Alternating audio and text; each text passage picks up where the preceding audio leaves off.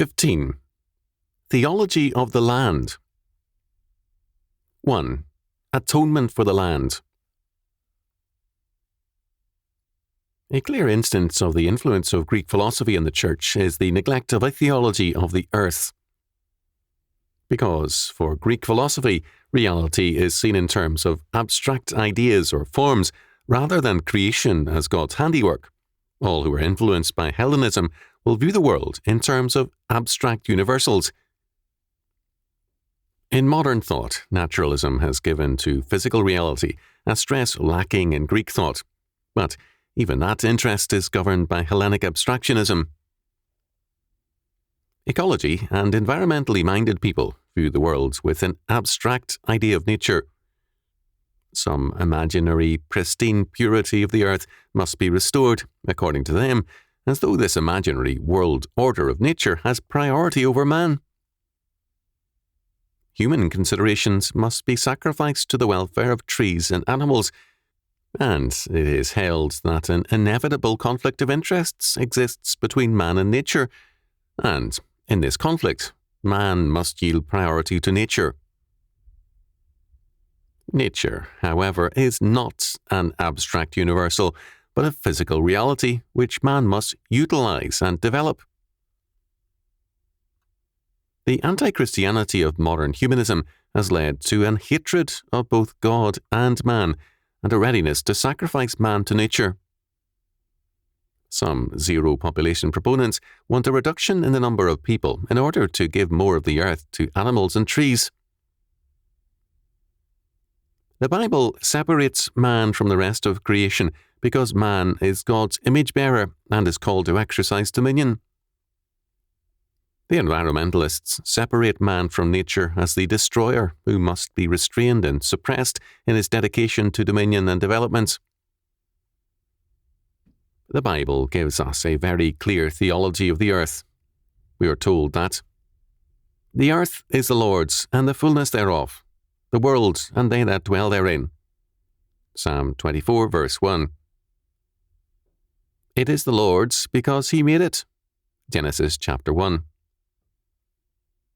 Man is the high point of God's creation, but we cannot be indifferent to the rest of creation.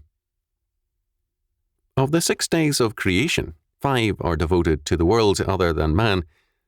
The time given to the rest of creation testifies to its importance in God's sight.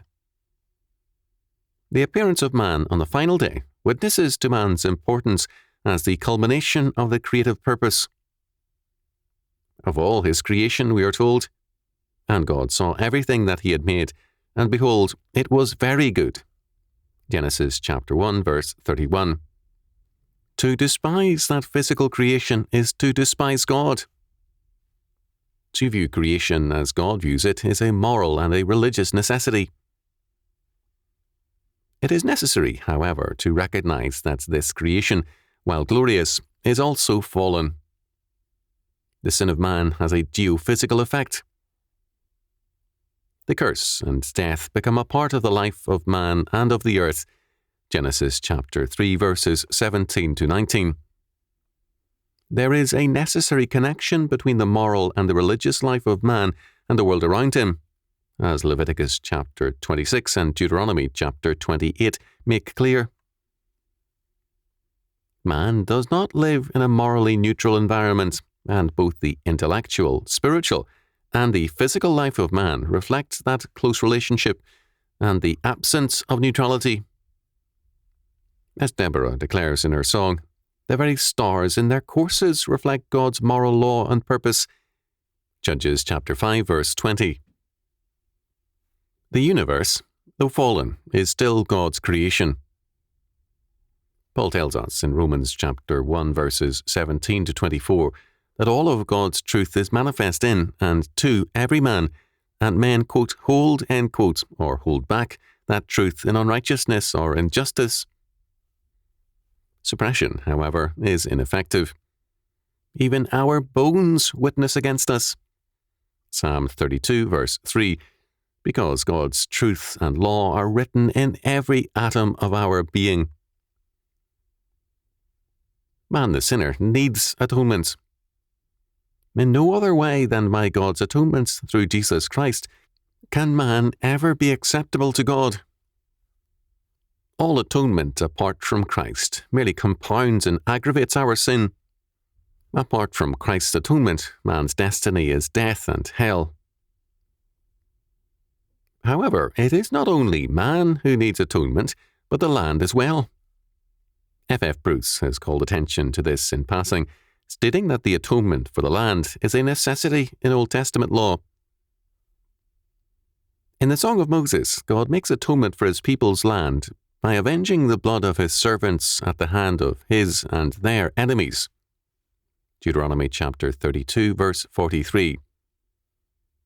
Several texts set forth this doctrine of the need for making atonement for the land as a requirement of God's law. One important law on this question is Numbers chapter 35, verses 30 to 34.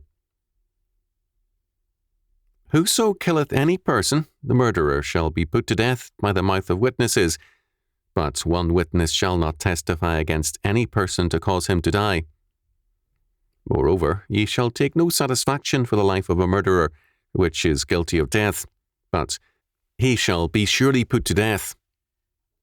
And ye shall take no satisfaction for him that is fled to the city of his refuge, that he should come again to dwell in the land, until the death of the priest. So ye shall not pollute the land wherein ye are, for blood it defileth the land, and the land cannot be cleansed of the blood that is shed therein, but by the blood of him that shed it. Defile not therefore the land which ye shall inhabit, wherein I dwell, for I, the Lord, dwell among the children of Israel. First, it should be noted that the land is not only God's creation and possession, but his dwelling place. For I, the Lord, dwell among the children of Israel. Jesus Christ says the same thing. Like the pillar and the cloud in the wilderness journey of Israel, he accompanies his people everywhere. Lo, I am with you always, even unto the end of the world. Matthew chapter 28, verse 20. Because Christ claims the whole earth as his realm, any sin within that realm defiles his land and kingdom and requires satisfaction. Second, the word translated satisfaction in verses 31 and 32 is kopher, atonement. These verses are concerned about satisfaction or atonement. All crimes require satisfaction. The atonement for man's sins against God can only be effected by Jesus Christ. This is the Godward aspect of atonement. However, a manward satisfaction is also required, which is restitution. This restitution must be according to God's law. Exodus chapter 22. This means that, in the case of murder, God does not permit any restitution and atonement other than death, the death of the guilty party. Even in cases of accidental deaths, the provisions of God's law cannot be set aside. The man must remain in the city of refuge until the death of the high priest.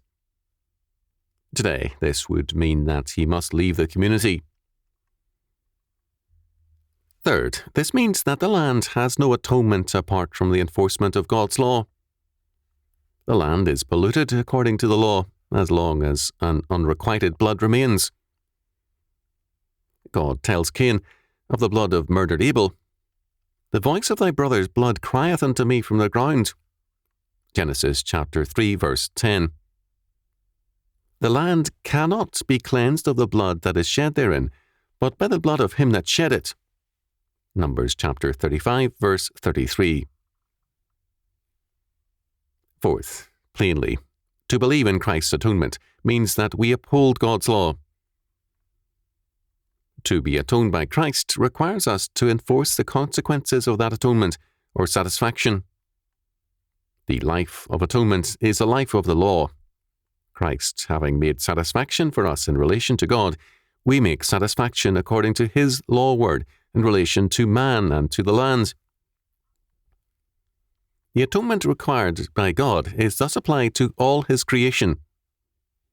The life of sin is a life outside the blood of Christ and under blood guiltiness. The guilty Dr. Faustus in Christopher Marlowe's play, as he faces the totality of his own blood guiltiness, sees also the totality of Christ's atonement, and he cries out, "See, see, where Christ's blood streams in the firmament." Fifth, theologically, lawyers and judges are atonement men whose purpose is to effect the satisfaction of God's law on the human scene between man, and between men and the earth. Law is thus a profoundly religious vocation, and the secularization of this calling is one of the more deadly evils of our time. Where lawyers and judges are not atonement men, they increase the blood guiltiness as well as the pollution of the land. The law in our time has been reduced to a technical concern with the letter of the law, humanistic law, and the result is a society without satisfaction or atonement.